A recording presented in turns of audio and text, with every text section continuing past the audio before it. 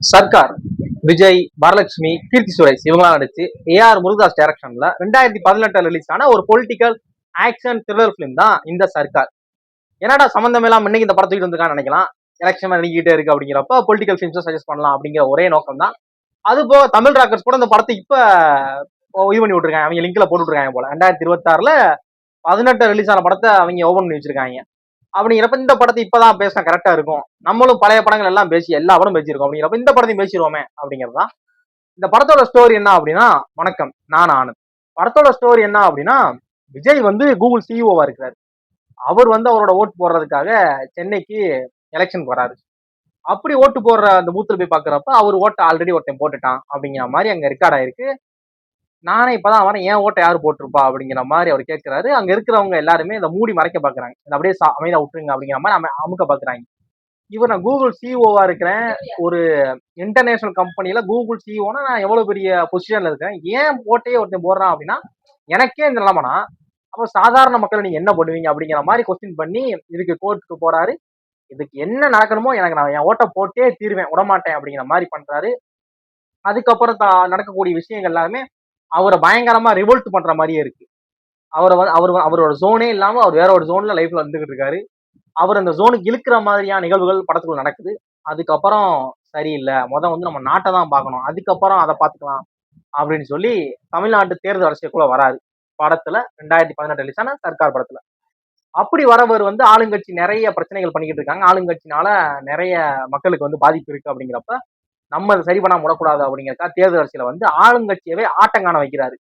இவர் இந்த எலெக்ஷன்ல ஜெயிச்சாரா ஜெயிக்கலையா, எப்படி ஜெயிச்சாரு, இந்த படத்துல ஒரு சிஎம் ஆனாரா ஆகலையா அப்படிங்கிற ஒரு பக்கா அவுட் அண்ட் அவுட் ஒரு பொலிட்டிக்கல் கமர்ஷியல் டிராமா தான் இந்த சர்க்கார்.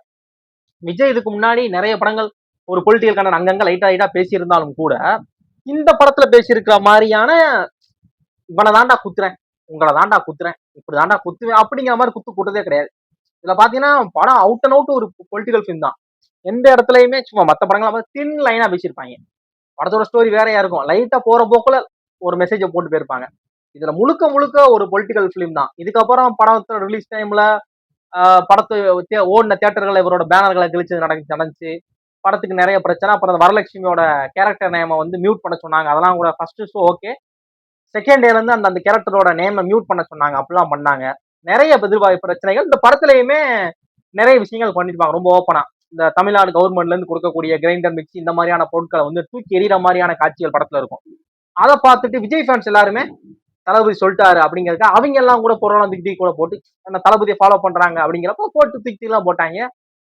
ஒரு ஃபேமஸான ஒரு வீடியோ கூட உண்டு, ஒருத்தர் வந்து இந்த லேப்டாப்பை தூக்கி போடுற மாதிரியான ஒரு பயங்கரமான ஒரு வீடியோ. அந்த வீடியோலாம் பயங்கர காமெடியா இருக்கும் பாத்தீங்கன்னா. அந்த மாதிரியான ஒரு படம். படத்தோட ஸ்டோரி ஆகட்டும், படத்தோட ஸ்கிரீன் பிளே எல்லாமே இந்த படத்துக்கு எந்த மாதிரியான ஒரு விஷயத்தை பண்ணணும், அந்த டைம்ல இருக்கக்கூடிய அந்த பொலிட்டிக்கல் பிரச்சனைகளை பேசின படமா தான் அந்த படம் இருக்கும். படத்துல வரக்கூடிய நிறைய மாஸ் மூமெண்ட்ஸை ரொம்ப சூப்பரா விஜய்க்காகவே எழுதியிருப்பாரு ஏஆர் முருகதாஸ். படத்தோட விஜயோட மேனரிசமே சூப்பரா. ஒரு ராயலா படத்துல ஃபர்ஸ்ட் ஹாஃப் பாத்தீங்கன்னா விஜய் வந்து கோட்டு போட்டே தான் இருக்கிற மாதிரி இருப்பாப்புல. செகண்ட் ஹாஃப்ல தான் அந்த பிளைன் ஷர்ட்டுக்கு மாறுவாப்புல, ரைட்டா டிரான்ஸ்பர் ஆவாப்புல. அந்த ஃபர்ஸ்ட் ஹாஃப் ஃபுல்லா கோட் போடுறப்ப விஜய் பண்ற மேனரிசம் எல்லாமே பாத்தீங்கன்னா ஒரு ரிச்சா ஒரு ராயலா இருக்கும். அந்த கிளாஸை போட்டுக்கிட்டு அந்த கையை ஒரு தூக்கி விட்டுக்கிட்டு இப்படி இப்படி இப்படி வந்துட்டு அந்த ஒரு இதே கொஞ்சம் வேற மாதிரி இருக்கும். அதுக்கு முன்னாடி விஜயோட படங்கள்ல அந்த மேனரிசம் அப்படிங்கிறது பாத்தீங்கன்னா துப்பாக்கியில வித்தியாசமான மேனரிசமா இருக்கும். ஒரு என்டையர் பிலிம்ல இருந்தே அந்த துப்பாக்கி மேனரிசம் வேற மாதிரியான மேனரிசமா இருக்கும், ரசிக்கும்படியான ஒரு மேனரிசமா இருக்கும். அதுக்கப்புறம் எனக்கு டோட்டலா ஒரு டிஃபரெண்டா ரசிக்கும்படியான மேனரிசம் எனக்கு தோணுது வந்து சர்க்கார்ல இருக்கக்கூடிய மேனரிசம். அந்த அப்படி பண்றது, இந்த கையை தூக்கிட்டே போய் அப்படி பண்றதெல்லாம் நல்லா இருக்கும். அதெல்லாம் பாக்குறப்ப எனக்கு ரொம்ப பிடிக்கும் அந்த இது. அப்படிங்கிறப்ப இந்த படத்துல அந்த மாதிரி மேனரிசம் நிறைய இருக்கும். படத்துல பிஜிஎம் ஸ்கோரை ஏஆர் ரஹ்மான் எப்போ போல பிச்சு உதவிப்பாப்புல. ஆல்பம்லாம் அவருக்கு உனக்கு என்ன வேணும், அப்பதான் அந்த ஒரு சொல் ஒரு விரல் புரட்சி, அப்புறம் இந்த பாட்டு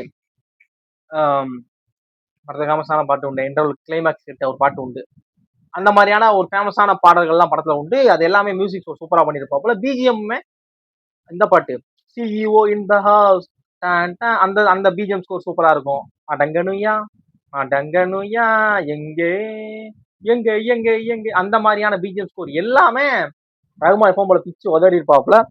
படத்துல ஆக்ஷன் சீன்ஸ் எல்லாமே விஜயோட படங்களை எப்பவுமே யூஸ்வலா என்ன மாதிரி ஆக்ஷன் சீன்ஸ் இருக்கும், அந்த அடிச்சு பறக்க விடுறது அந்த மாதிரியான விஷயங்கள் இருக்கும்.